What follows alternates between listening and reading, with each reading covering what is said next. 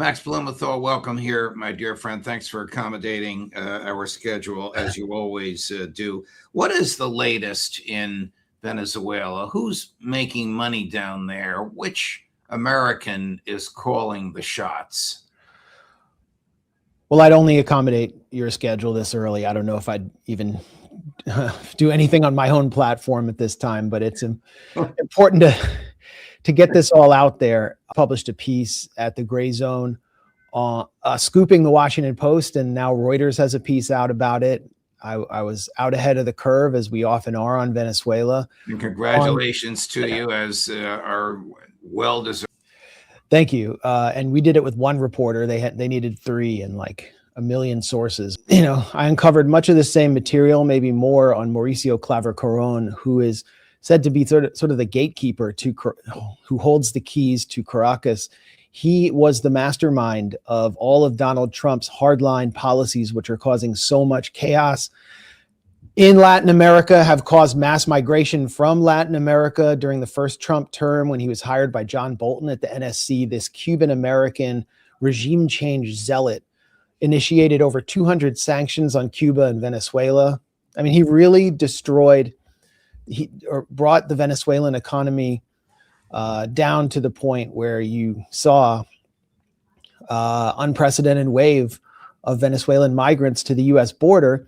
Then, you know, he comes back in the second Trump administration and oversees the deportation of these Venezuelans who actually came legally under the TPS program to CICOT, the torture prison in El Salvador. He oversaw the naming of Juan Guaido as interim president, this whole failed coup attempt in Venezuela. Pretty much every Trump policy towards Cuba and Venezuela that has been destructive has been the brainchild of this figure, Mauricio Claver-Carrón, who kind of functions as the mentor of Marco Rubio.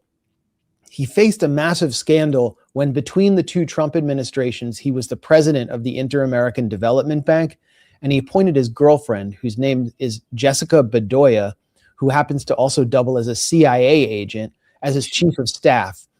No one knew she was his girlfriend. He increased her salary by $133,000 in a year. Scandal kind of familiar to those who know what Paul Wolfowitz did at the World Bank.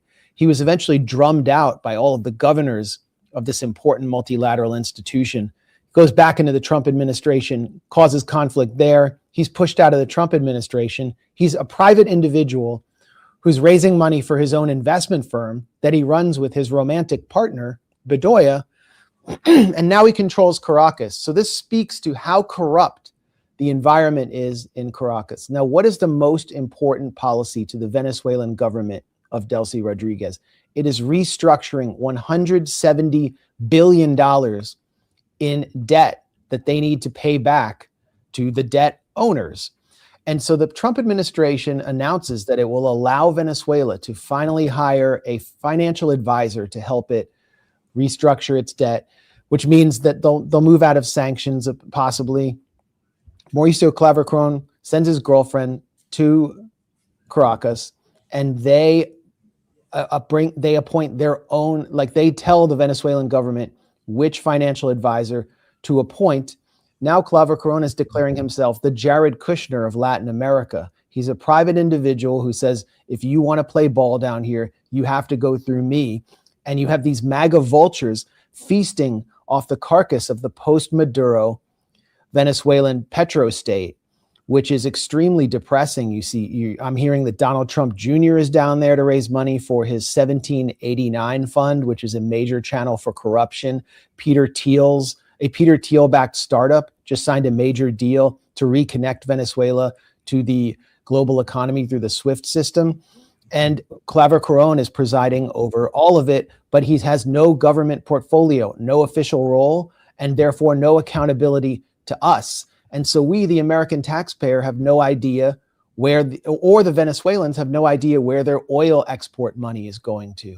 As I wrote, 2 of the most corrupt trading houses on the planet, called Trafigura and Vitol, are responsible for exporting Venezuela's oil. These are groups that were rung up by the Justice Department Corrupt Foreign Practices Division for paying hundreds of millions of dollars in bribes And Hmm. what happened to that division under Donald Trump at the DOJ? He ended it. He suspended it. So everything the Trump administration is doing in Venezuela is to make things more opaque, more murky, so they can extract more wealth. Donald Trump just claimed that he was financing the Iran war with Venezuelan oil money. In other words, that it's all a slush fund for his personal international rampage. And this will come back to haunt the government of Delcy Rodriguez, which for now has guaranteed stability and could lead to the kind of chaos we're now seeing in Bolivia, where the country is on the verge of civil war, or right wing, a kind of neoliberal government coming in like we see in Ecuador and carrying out harsh repression, raids, brutalizing peasants. This is the danger for Venezuela under Trump management. How has the American public gained by the kidnapping of Nicolas Maduro and the disruption, the consequent disruption in Venezuela? Well, I mean, speaking, for example, to a former senior U.S. official, I was told Maduro was very eager to accommodate the U.S. and make a deal before he was kidnapped. So a lot of this could have happened, that the U.S. wanted to erode Venezuelan sovereignty and Trump wanted to pillage the country, which Maduro would not have allowed. How has the U.S. benefited? Have our oil prices gone down? Have we seen, I mean, even if you were looking at this from a rapacious neo-colonial point of view, did the U.S. benefit? Did the American consumer benefit? No, the American consumer has benefited about as much as they did from the invasion of Iraq. And meanwhile, ordinary Venezuelans are telling me nothing has changed. Inflation is going up in Venezuela because inflation is going up globally because of Trump's war on Iran and the closure of the Strait of Hormuz and Trump's blockade of Iranian ports. So nothing has changed except for Trump cronies like, as I mentioned, Peter Thiel. Palmer Luckey is also involved with this startup that's making money there. Other Trump cronies are talking about buying luxury hotels. Don Jr., it's only for them. They're the only ones who have profited.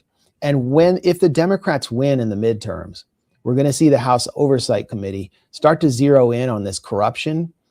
And again, it's going to have negative consequences for Delcy Rodriguez and the remnants of Chavismo to have overcomplied and embraced Trump so tightly when things have not improved domestically, and the Democrats begin pushing for regime change with their usual mantra of democracy. What is switching over to Cuba? What happened to our mutual friend Medea Benjamin as she and her colleagues attempted to deliver medications for Cuban children in Cuba? Well, the Trump administration, or the Trump mafia, is presiding over one of the worst and sloppiest reigns of repression against the anti-war movement that we've seen in our lifetime. They're determined to crush dissent. They hate the fact that Code Pink yesterday staged a major protest on the Capitol steps against Israel's holding of 8,000 Palestinians without any trial or without any charges, who are basically hostages. Many of them are being sexually abused. I believe the United Nations just added Israel to a list of countries that practices sexual abuse. They hate the fact that Code Pink's always in the faces of people on Capitol Hill, that they're involved in protests nationally, and they're seeking to crack down, accusing Medea Benjamin and podcaster Hassan Piker, who is much closer to the Democratic Party's sort of progressive wing, of violating U.S. sanctions and OFAC licenses by staying at a supposedly sanctioned hotel while they were delivering aid to Cuba. The fact is, they weren't staying at that hotel. It's silly enough that you could be prosecuted for staying at the wrong hotel in Cuba, which is a tourist destination, but they weren't staying at that hotel. The prosecution, or the alleged subpoena, is based on a viral tweet that was wrong. And so it's obvious what they're trying to do. This is all happening under the watch of the so-called counterterrorism director, Sebastian Gorka, a former British military intelligence officer who, before being in the Trump administration, was at Salem Media, which is now registered as an Israeli foreign agent. Sebastian Gorka replaced Joe Kent, and he is now directing the whole counterterrorism policy at the left. He has even said being a leftist makes you a terrorist. He said this in an interview. He's coordinating this through the NSC, and they want to crack down on dissent. The target seems to be Cuba because the Trump mafia wants to restore Cuba to Miami control. It may launch a military intervention by this summer there. But I think this is really about Israel, and that Cuba is a cover for Israel, and they don't want to admit it. How is Cuba a cover for Israel?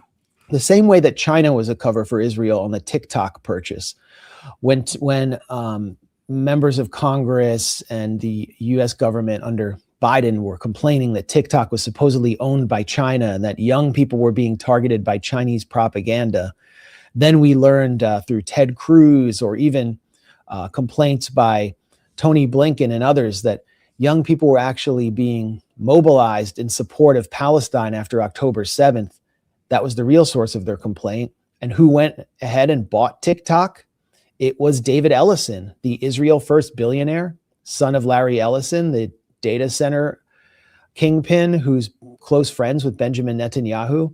These are the people that now own CNN and CBS. Correct. And they've done it in many ways to tamp down on dissent against Israel. Hassan Piker is really despised by the Republicans and by a wing of the Democrats, the Debbie Wasserman Schultz wing of the Democratic Party, the Chuck Schumer wing of the Democratic Party, that hates that there's a part of their party that wants to sanction Israel. Medea Benjamin is hated primarily for her activism on Palestine, and many of the other targets of this fake federal dragnet are primarily loathed by that side because of their activism on Palestine.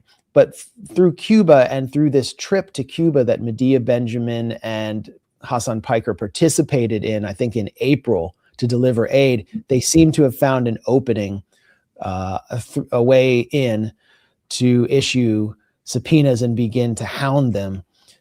That's the way I'm reading it. Is that the Trump administration is planning to support Israel's rampage throughout the region. They know there's going to be massive dissent. It's why when Pam Bondi was Attorney General, she was flown down to Florida to meet with Miriam Adelson, and then appeared on stage at Miriam Adelson's Israel American Council event to declare that the Justice Department will define anti-Semitism as hate speech and will begin cracking down nationally. It's because they know that there's a growing segment of the public, including in the Republican Party base, that is up in arms about this slaughter and that they need to crack down. How are American Jews reacting? I mean, are there statistics showing a significant number of American Jews opposing the Zionist regime? Yeah, there's a new poll out. Let me get the name of that as possible in case no one believes me, because it's pretty remarkable. This is a Jewish Voter Resource Center poll, and it finds that almost 50% of Jews American Jews under the age of 35 favor a binational state, which means that they are functionally anti-Zionist and support ending Israel as a Jewish ethno-supremacist state. That's highly significant. That percentage is higher than the percentage of young Jews or Jews overall in America who favor annexing the West Bank, which is the de facto US policy under Trump. The majority overall of American Jews favor a two-state solution, which is non-existent. And because there will never be a Palestinian state, we can see all of the momentum within American Jewish life is moving towards anti-Zionism as they get younger. And this mirrors the overall opinion of the American public. In Thomas Massey's district in this race, where he was defeated essentially through Israel First billionaires, The majority of voters under the age of 45 supported Thomas Massie, and those over 45 and especially over 50, the Fox News boomers supported the warm body that Israel ran against him, Ed Galrein. You can even look at a Washington Post poll from several months ago, which found that over 60% of Jewish American adults believed that Israel had committed war crimes in Gaza, and 40% believed that it had committed genocide. Look at the internals, and the younger the respondents are, the more they felt that Israel was responsible for genocide. So Jewish life is changing against the backdrop of the Gaza genocide. If Jews who are more progressive or tend to be more progressive in the United States, they tend to be less aligned with Orthodox Judaism. But on the other hand, there's another survey that I read by a kind of a Jewish pollster named Sergio Della Pergola, which found that inside the United States, the Jews who are having the most Jewish babies are ultra-Orthodox. Many of them are actually themselves non or anti-Zionist, like the Satmar. And that by 2050 or 2060, close to a majority of Jews in the United States will be ultra-Orthodox. The males do not work often and therefore live off the state. And so a crisis is brewing. And then meanwhile, the Jewish Voter Resource Center poll, which should generate a lot of reflection by the Jewish communal institutions and these self-appointed Jewish leaders who have supported the genocide in Gaza, they're not commenting on it. The Jewish Federations, which is the main kind of body that coordinates Jewish communal official, like semi-official life in the US, and which is staunchly Zionist, has refused to comment on this poll. And in my own experience, if you are moving towards this trend of anti-Zionism within Jewish life and you're organizing around it, you get pushed out of Jewish communal life. You can't find anywhere to be a part of anything. So the crisis is brewing as the self-appointed leadership will find itself in many ways in the same position that our political leadership nationally finds itself in, where they have to impose undemocratic, anti-democratic measures to suppress the dissent within their own base on Israel-Palestine. So it's actually reshaping American life totally, and this is not confined to Jewish life at all. Would gain by his threat yesterday to blow up Oman, as absurd as that is, an American ally? An American ally, a key negotiator, one of the most important negotiators in this entire conflict. Trump threatens to blow them up if they don't do what he wants around the Strait of Hormuz, because they are supposedly a central underpinning of the coming toll system around the Strait of Hormuz, which Iran has made a red line on their negotiating terms. The State Department promoted Trump's threat to blow up Oman. This is significant because it's a message to the Gulf states overall, to the GCC. Trump has also, and I don't think he knows what he's talking about, Jared Kushner told him to say this, he has also demanded that all of the other Gulf states, for example, Saudi Arabia, primarily Saudi Arabia, join the Abraham Accords, what I call the Epstein Accords, which are designed to bury the Palestinian question and the Palestinian struggle and force them to normalize with Israel in order for there to be a deal with Iran. So what Trump is saying to Saudi Arabia, or what he's saying to Oman, is if they don't do what he wants, they will be destroyed. Either Trump will order them to be blown up, or he will reignite war against Iran. And we all know that Iran will escalate against countries that are hosting US bases, such as Saudi Arabia and the United Arab Emirates, and he will plunge these countries into disaster. So Trump is threatening the destruction of all of these countries that have done so much to support him. Remember the sword dance in Donald Trump's in Saudi Arabia? Right. He walked away with $1 trillion from his last visit there, and all they got were threats of their own destruction. So it's time for, let me just say, time for Saudi Arabia and these states that have not sold out like the United Arab Emirates to wake up and start making regional alliances and accommodate Iran or face destruction from the Mad King. That's clearly the message. Wow. What happens if the United States and Iran enter into some agreement whereby Trump removes the U.S. military? What would Netanyahu and company do to sabotage that agreement? From the Gulf states would not necessarily be kind of end game for Israel. You can already see how Israel's positioning itself. It is willing to and is even soliciting the U.S. to establish permanent military bases inside its own territory.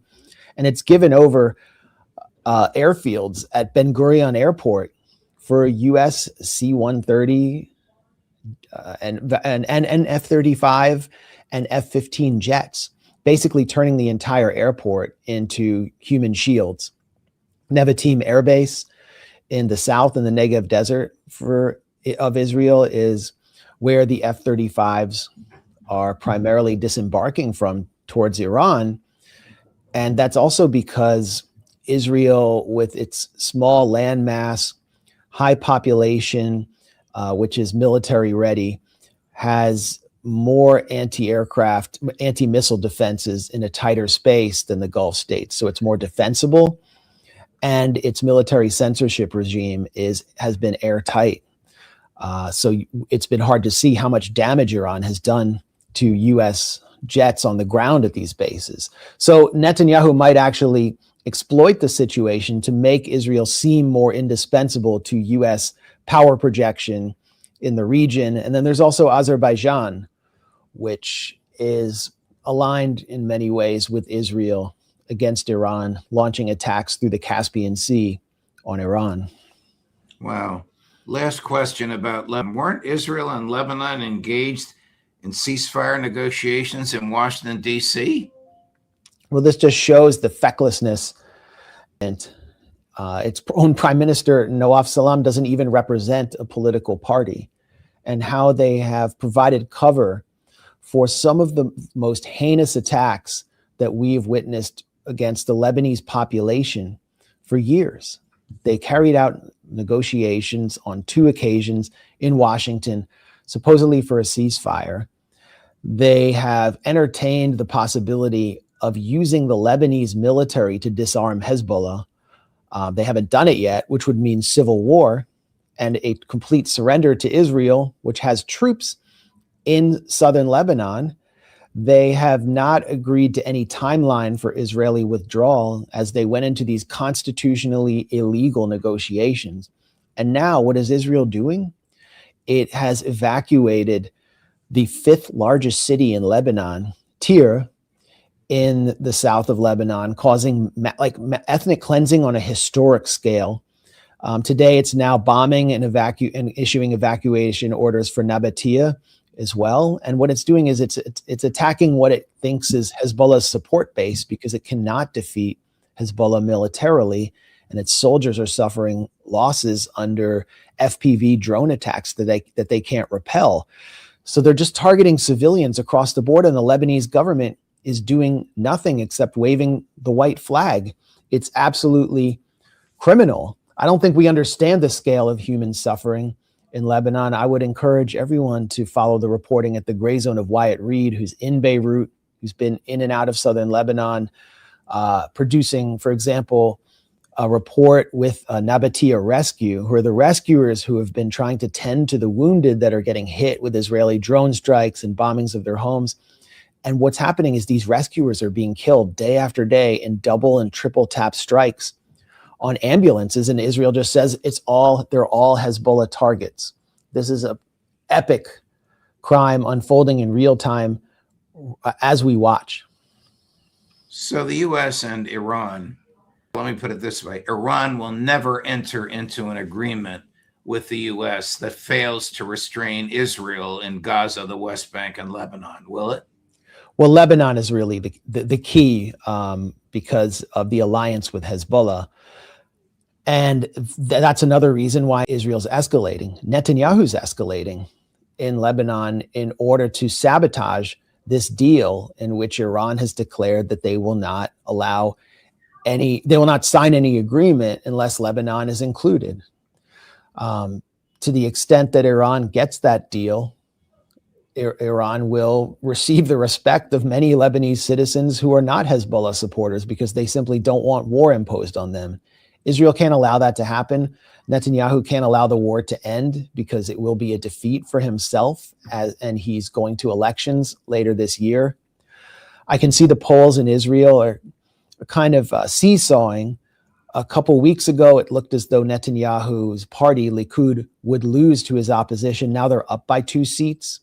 And as long as he keeps the war going, he can keep his, he can maintain some possibility for Likud to survive, which means he must sabotage the Iran deal. He must sabotage it also because a deal between the US and Iran would destroy Netanyahu's lifelong project of regime change in Iran. And so Netanyahu is working to sabotage the Trump administration, intervening in US politics through proxies like, for example, Senator Ted Cruz, whose office is run by an Israeli operative named Omri Serin. And we've seen Trump move very close towards a deal, and now he has to walk it back. I would be very, very surprised if there were any serious negotiations even taking place. I'd be very surprised if the Trump administration were even talking to Iran in a serious way after all the pushback Donald Trump got from Israel. Itamar Ben-Gvir the security minister in Israel, has openly declared that Israel will not allow the United States to make any deal. And that really tells you how it really exposes the true contours of the power dynamics and who's in charge in Washington. Wow. Max, thank you, my dear man. Again, your of all these hotspots is truly encyclopedic, and you bring a great explanation to all of us. Thank you so much. Thanks again for your time. Thanks a lot, Judge.